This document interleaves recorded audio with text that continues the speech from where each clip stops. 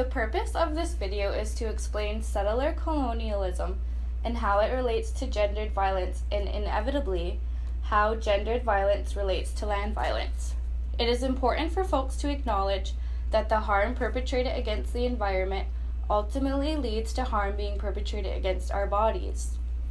This resource can be used as a tool for your agency to gain a better understanding of how these things are interconnected. This video content contains information that may be triggering. The topic of environmental violence and how it is directly tied to gendered violence, as well as colonization, is a sensitive topic due to the past history of Indigenous folks and their experiences with gender-based sexual violence. Gender violence is a critical issue that is rooted in marginalization, oppression, and sexual violence. Please do what you need to do to take care of yourself throughout the duration of this video, whatever that may look like for you. Before we begin, let us first start by gaining a clear understanding of what gendered violence is. Gendered violence relates to the inequality and discrimination against a specific gender, which results in negative impacts, often leading to situations where violence is perpetrated against the individual.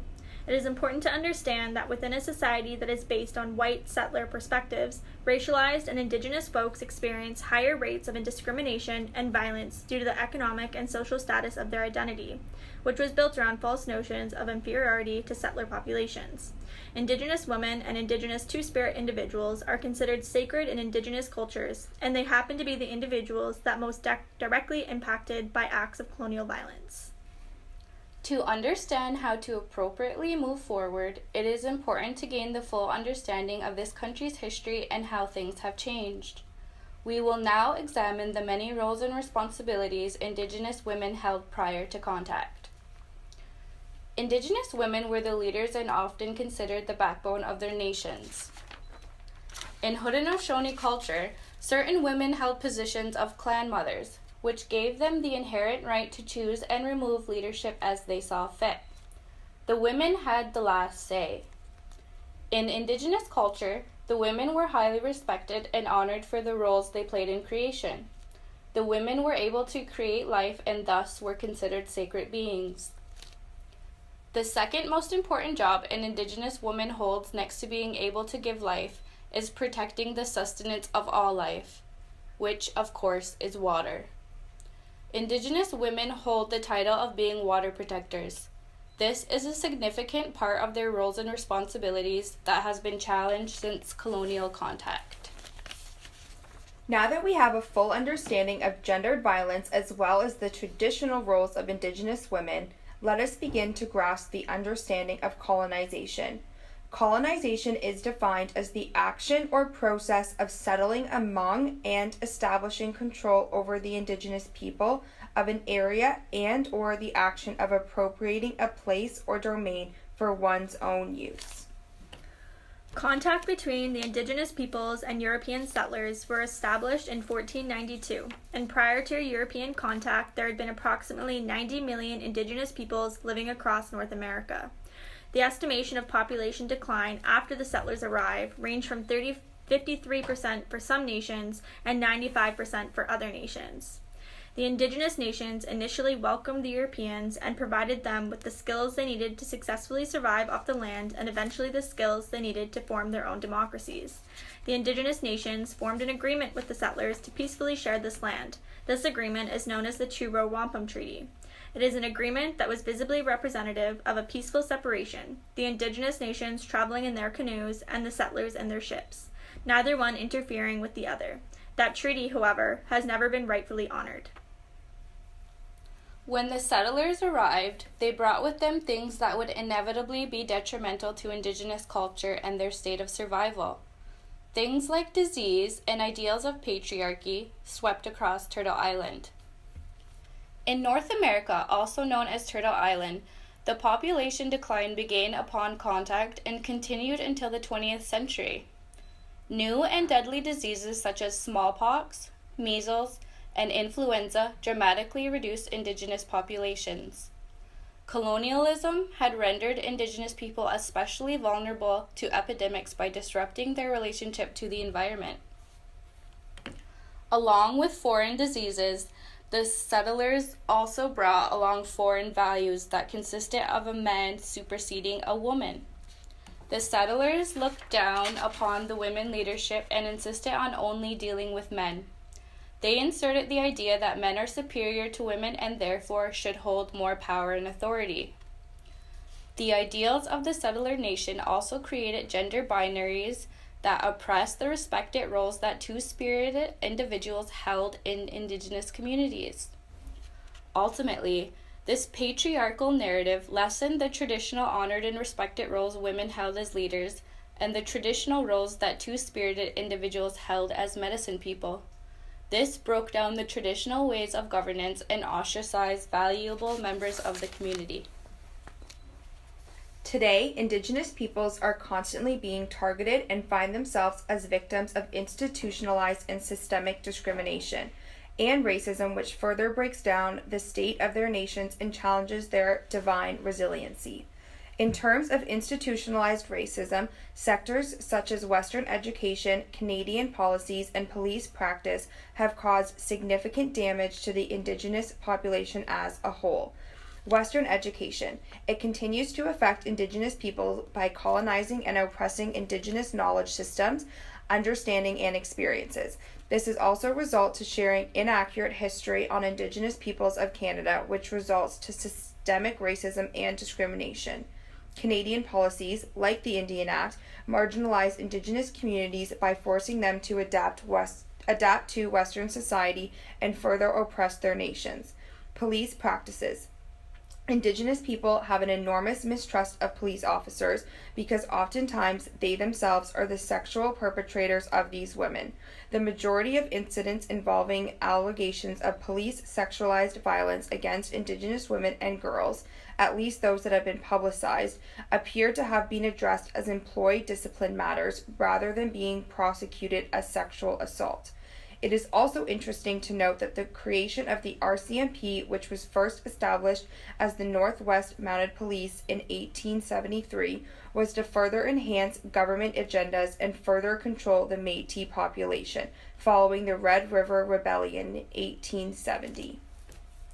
The most damaging form of institutionalized racism stems from the Indian Act. This Indian Act is also considered by some to be the most racist piece of legislation ever created. It had immense impact on the strength of the nations and affected their location, their sense of community ties, and their overall wellness. Location and dispossession. The Canadian government removed the Indigenous peoples from their traditional territories and confined them to what the colonists referred to as Indian reservations. This body of government enforced band councils to replace traditional systems of government and excluded women until 1951, further disgracing the inherent right women held to lead their nations. Through this act, Indigenous women were denied the right to possess land and marital property, which further enhanced levels of vulnerability and dependability. If an Indigenous woman were to marry a non-Indigenous man, through the Indian Act, this resulted in a loss of status and banishment from communities, which further isolated and diminished the power of Indigenous women. It is a fact that due to the small sizes of reserves, most are forced to relocate to the city due to lack of housing. Approximately 71% of Indigenous peoples reside off-reserve, with 59% residing in large cities or smaller urban centers. Urban Indigenous individuals that are not considered to have status receive far less access to social supports than the on-reserve population and often suffer the added barrier of struggling with identity. This barrier is due to having settled in the predominantly white communities where racism runs rampant due to past history and media promotion that encourages stigmatizing stereotypes of the Indigenous populations. Spiritual wellness. Sexual abuse is still prevalent among Indigenous reserves all over Canada. This issue of sexual abuse stems from the abuse inflicted on the children while being forced to attend residential schools all across Canada. The 150,000 survivors that attended this school were taught to forget the sacredness and importance of their culture and traditions.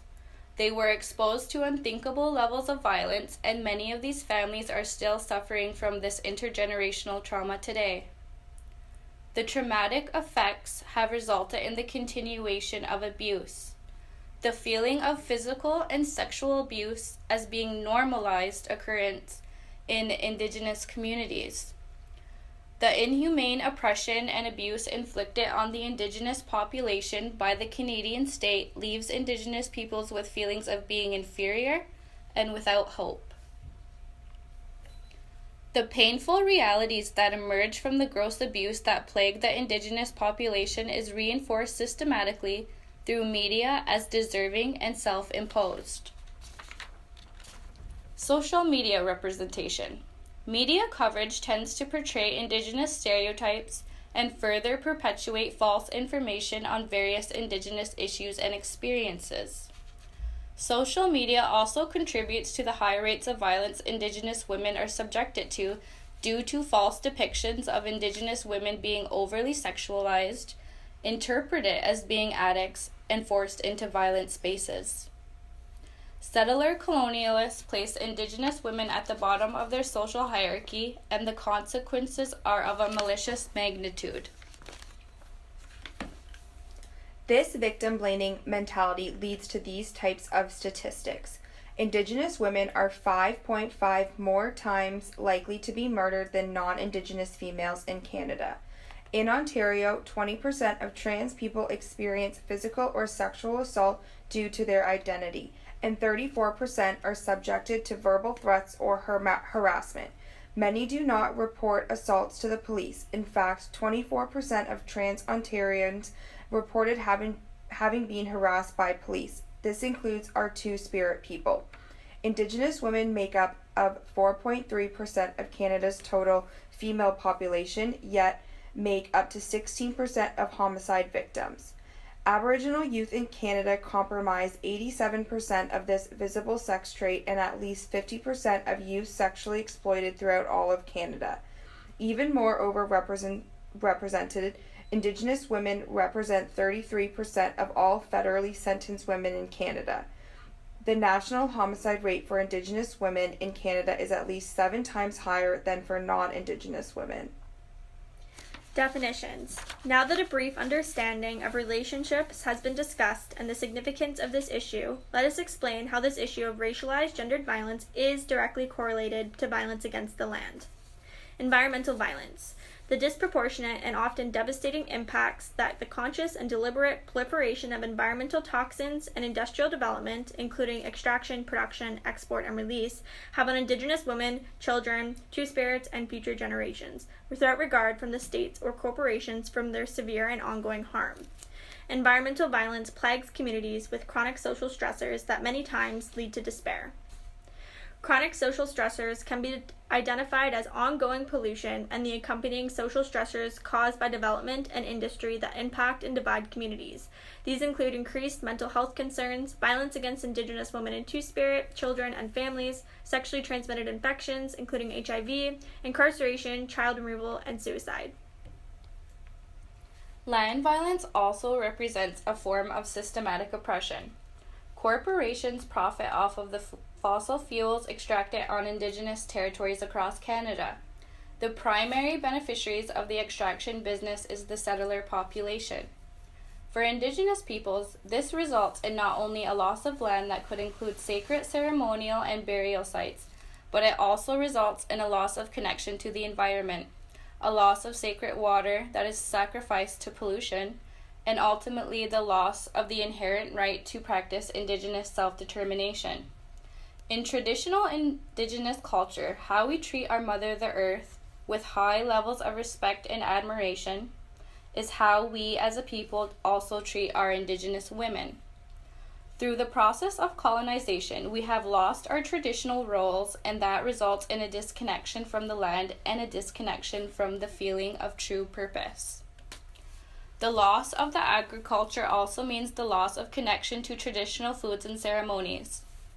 This violates their right to serve their responsibilities to the land when they are unable to properly conduct our ceremonies that sustain the cycles of creation and bring harmony to Indigenous folks and the earth. Losing the knowledge systems that are rooted in the land means the loss of spiritual fulfillment that is attained through finding one's purpose.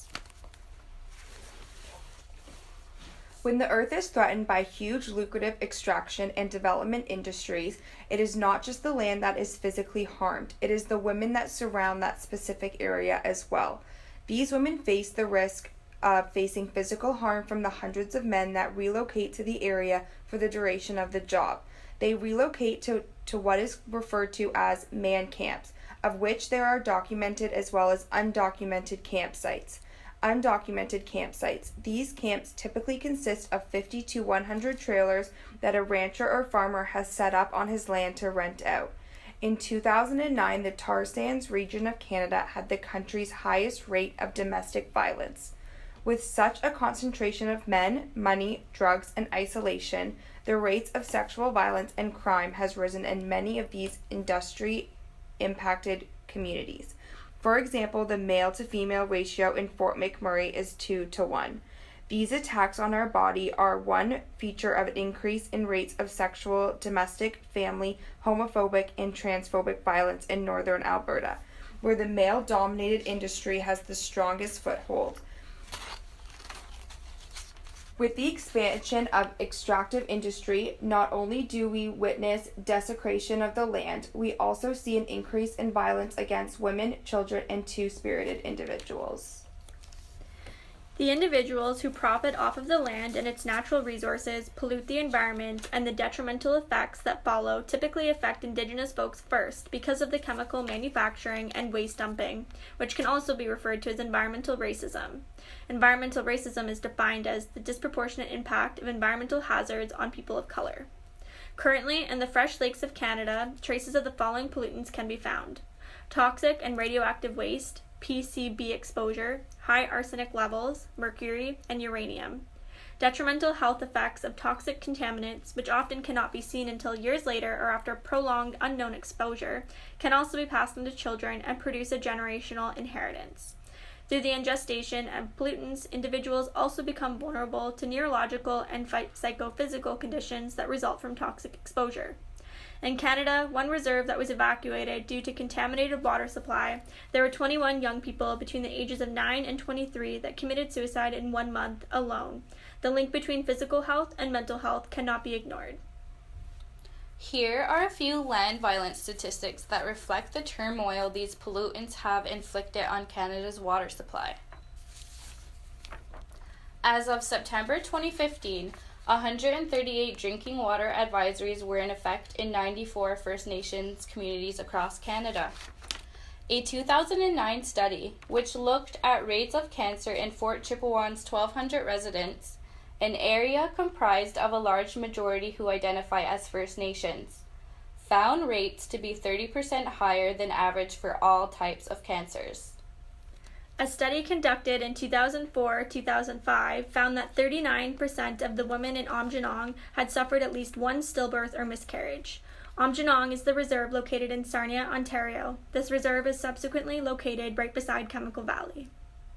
In many Indigenous communities, signs are now posted throughout traditional hunting and fishing grounds, warning about toxic chemicals in the fishing game. This greatly impacts traditional ways of living and decreases sustenance for communities. The resource extraction industry, as well as government bodies that promote businesses such as big oil, fracking, mining, and development, have always needed to exploit Indigenous bodies to access the land through processes of removal and displacement. The effects that environmental violence has on Indigenous communities are reproductive health issues, including birth defects and infertility, cancer and other forms of severe illness, chronic social stressors, including sexual, domestic, and family violence, human trafficking for both labor and sexual exploitation, HIV and other sexually transmitted infections, and a loss of culture and self-determination. Colonial influence throughout Canada's history has resulted in intergenerational trauma, substance issues including drugs and alcohol, high rates of poverty and homelessness, an epidemic of missing and murdered women and girls, an epidemic of youth suicide, an overrepresentation in the criminal justice system, and an overrepresentation of Indigenous children in the child welfare system. Though we are overrepresented in all aspects of social welfare, We are underrepresented within community agencies. The Canadian government claims to strive for reconciliation with the Indigenous population, but yet the state's refusal to address the core concerns of their nations proves their intentions to be a mere illusion.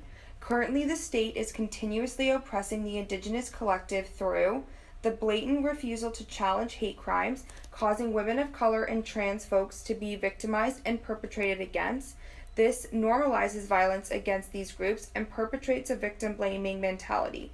Not providing funding to social work agencies to reestablish Indigenous family structures and Indigenous-based healing opportunities. Cutting funding from dedicated grassroots organizations that advocate for the key issues plaguing Indigenous folks.